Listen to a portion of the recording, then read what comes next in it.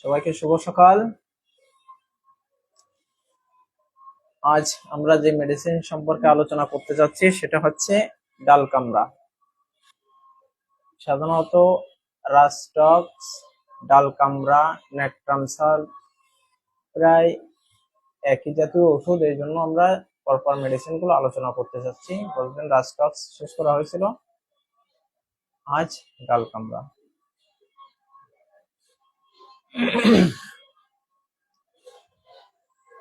অনেক ওষুধ তো আলোচনা হলো, ডাল কামড়া, বেলেডোনা, রাস্টক্স, বেলেডোনা, ব্রায়োনিয়া, অ্যাকোনাইট, তো আর্সেনিক। হ্যাঁ,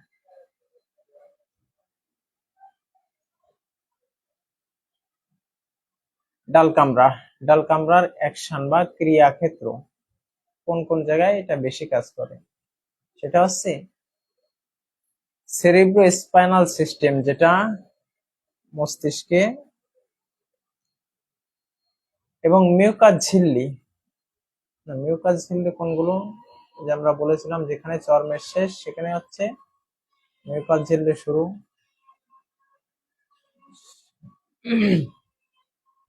যেখানে সাধারণত ভিজা স্যাঁতসেঁতে আবহাওয়ায় অনেকেই বসবাস করে থাকে, বা এই যে বৃষ্টির মৌসুমে সাধারণত যেখানে জলমগ্ন থাকে সেসব জায়গায় বসবাসের ফলে যদি কোনো রোগ লক্ষণের সৃষ্টি হয়, সাধারণত বৃষ্টিকালে বা বর্ষাকালে, এই বর্ষাকালে ভিজা স্যাঁতসেঁতে আবহাওয়ায় থাকাজনিত যে সমস্যা বা রোগ লক্ষণগুলো দেখা যায়, সেক্ষেত্রে ডাল কামড়া খুবই সুন্দর কাজ করে। অর্থাৎ বৃষ্টিতে ভিজে বা পুকুরে লেবে বা নদীতে সাঁতার কেটে হঠাৎ যদি কোনো সমস্যা দেখা দেয়, সেক্ষেত্রে ডাল কামড়া প্রয়োগের ক্ষেত্রটা আসে। আবার দেখা যায় কি যে যেখানে দিনের বেলা সাধারণত খুব গরম থাকে এবং রাতে ঠান্ডা থাকে, আবার এমন দেখা যায় যে অনেকেই কাজ করতেছে যে উপরে গরম আছে কিন্তু পায়ের তলায় ভিজে স্যাঁতসেঁতে আবহাওয়া, সেক্ষেত্রেও এর ফলে সাধারণত চর্মরোগ রোগ যদি দেখা যায়, নিউমোগ্যাস্ট্রিক নার্ভের সমস্যা অর্থাৎ পাকস্থলীর হজম সংক্রান্ত যদি কোনো সমস্যা দেখা দেয়,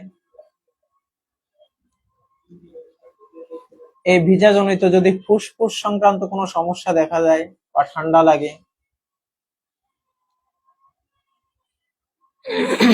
সেক্ষেত্রে সাধারণত ডাল কামড়ার প্রয়োগ ক্ষেত্রটা আসে।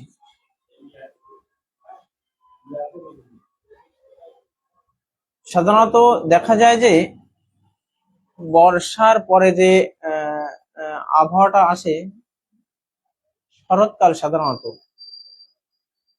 ঠিক আছে, যে দিনের বেলায় প্রচন্ড গরম থাকে কিন্তু রাতের বেলায় ঠান্ডা থাকে, আকাশের বায়ু গরম থাকে কিন্তু এতে ঠান্ডার অনুভবটা একটু বেশি থাকে রাতের বেলায়। ইহাতে সাধারণত রোগ লক্ষণগুলো দেখা দেয় বা বৃদ্ধি পায়। কিছুদিন আগে আমরা হয়তো এই বছর না গত বছর শুনেছিলাম চট্টগ্রামে এই বর্ষার সিজনে অজ্ঞাত কারণে কিছু লোকের প্রাণ চলে গেছিল। আসলে আমরাও জানি না যে রোগটা কি, কিন্তু আসলে রোগের বিষয়টা আমাদের বেশি একটা গুরুত্ব না, রোগটা আমরা দেখব, তারপরেও রোগ লক্ষণগুলো কি কি বা কোন সময় হয় সেটাও আমরা দেখব।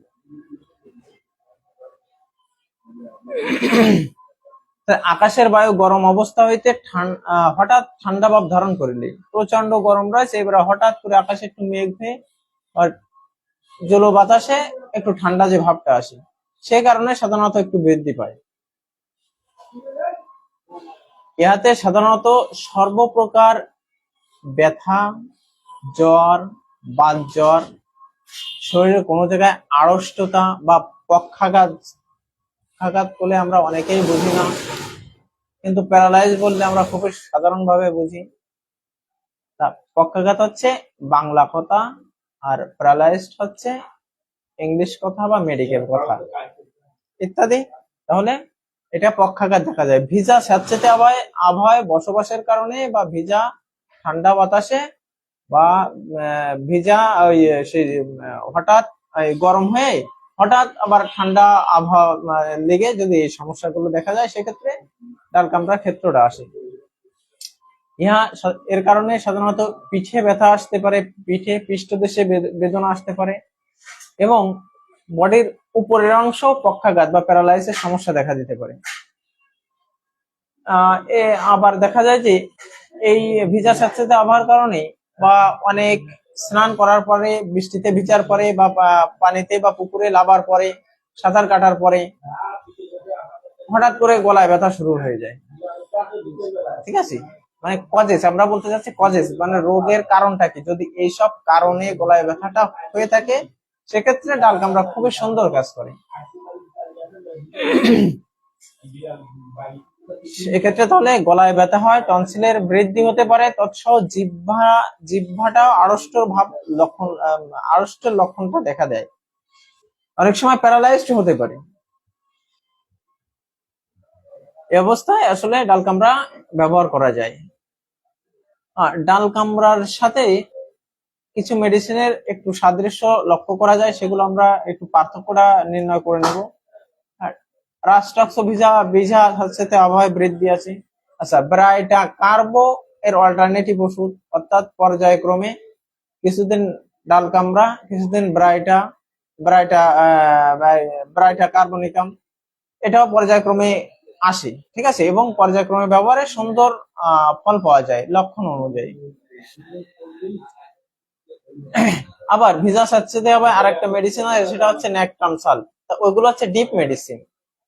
ঠিক আছে, পক্ষাঘাতে আবার কোস্টিকামও ডিপ মেডিসিন।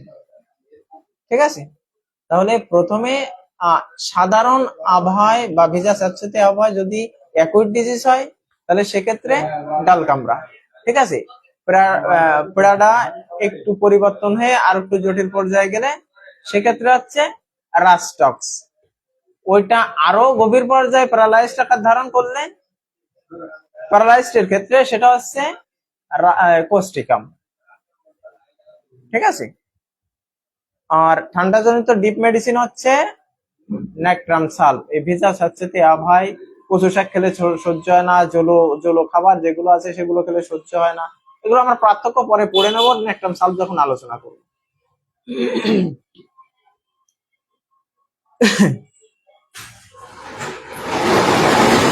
তাহলে ভিজা স্যাঁতসেঁতে আবহাওয়াজনিত কারণে গলায় ব্যথা বেদনা সহ যদি কথিত আড়ষ্টতা বা প্যারালাইজড ভাব ধারণ করে, সে অবস্থা বর্তমান থাকে, তবে ডাল কামড়ায় উৎকৃষ্ট মেডিসিন আমরা প্রথম সিলেকশনে রাখবো হচ্ছে ডাল কামড়া। কি হয়েছে, হয়তো সারাদিন অনেকে আছে যারা কৃষি কাজ করে থাকে, বা যারা মাছ ধরা কাজে যুক্ত থাকে, ওরা ওই সারাদিন হয়তো জলে ভিজা থাকে, তাদের হয়তো উপরে গরম নিচে ঠান্ডা থাকে, অথবা নদীতে সাঁতার দিচ্ছে, বা যে কোনো কাজে যুক্ত আছে, অথবা যেখানে জল বন্যা হয়ে জলে ভিজে গেছে বা ডুবে গেছে, বা জলমগ্ন অবস্থায় তারা জলের উপর বসবাস করতেছে, এমনও আছে। যেরকম আমাদের দক্ষিণ অঞ্চল, যেরকম মনিরামপুরের কিছু অংশ, বা যেখানে বন্যা, কেশবপুর, ঠিক আছে, সাতক্ষীরা, হ্যাঁ, সুন্দরী, এদিকে আছে, মানে অভয়নগর। তো এটা তো আমরা সাম্প্রতি দেখছি বা দেখা যাচ্ছে, এখানে যে সব জায়গায় জলমগ্ন আছে, সাতক্ষীরা কিছু অংশ, তারপরে হচ্ছে খুলনার কিছু অংশ যে জায়গায় জলমগ্ন আছে, এসব জায়গায় যারা বসবাস করে বা ওই জনিত যদি সমস্যা থেকে থাকে, তাহলে ফার্স্ট মেডিসিন আমরা ডাল কামড়া রাখতে পারি। ভিজা আবহাওয়া স্যাঁতসেঁতে আবহাওয়াজনিত কারণে যদি সমস্যাটা হয়ে থাকে, তাহলে সেক্ষেত্রে গলার অভ্যন্তরে সর্দি জমা থাকতে পারে।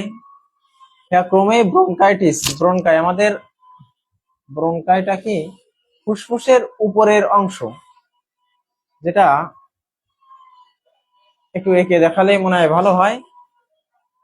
মানে এটা হচ্ছে ফুসফুস না, ফুসফুসের উপরে যে মোটা অংশ থাকে, সেটা হচ্ছে ব্রনকাই।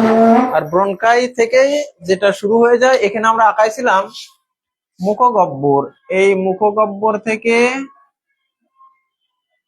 এই যেটা চলে আসে, একটা হচ্ছে পাকস্থলী আর একটা হচ্ছে শ্বাসনালী।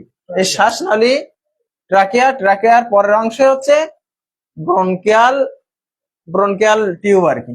এই ব্রনকিয়াল টিউবের এখান থেকে দুই ভাগ হয়ে ফুসফুসে চলে গেছে, এখান থেকে এবার সূক্ষ্ম সূক্ষ্ম আকারে ফুসফুসে চলে গেছে, ঠিক আছে।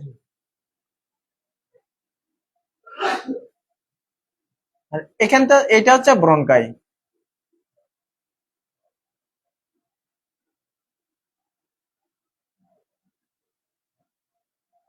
এখানে আমরা হাড়টাও আঁকার চেষ্টা করি, অত বেশি তো আঁকতে পারি না। হ্যাঁ,